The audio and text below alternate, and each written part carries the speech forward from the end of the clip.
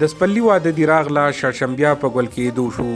بنګړیوالي زمونږ چم ته ځي راځي کلي ته راشه د سپلي په راتګ د اوازي ملکڼ ملګرو شاعرانو د یوې خوندورې مشاعرې تابیا کړې وه چې پکې د تپه سلطان خان خیل یو شمېر شاعرانو برخه واخیسته د شړشمو په باړۍ کې راټول شوي شاعرانو د فطري ښکلا رنګونه د شعر په نیازبینه ژبه کې زمزمه کړه بس یوه مور وه چې زما د رنځ علاج یې کوو د نفرتونو تاو وهلی وم بیمار ورغلم او صادقه مینه د حالاتو ګلی ووهلم صادقه مینه د حالاتو ګلی ووهلم لکه ګلاب چې د ځوانۍ په نوبهار ورغلم سپرلې پټه په راغې هر دې سمونګل شوي دي او په للمه تورو غرونو کې شړشمونګل شوي دي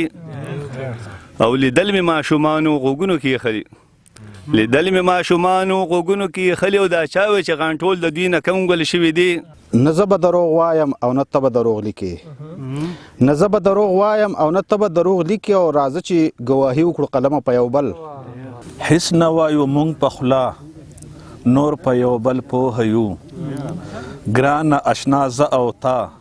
نور په یو بل پوهه یو رایاد کې راته خپل ښکلی جانان په پسرلي کې وریږي چې نری نری باران په پسرلي کې مین چې دیدنونه ښه بېغمه پکې وکړي او خدایه ته مطرح کې رقیبان په پسرلي کې او دومره کوي مینه زه چې ولیدم نو وګورئ دومره کوي مینه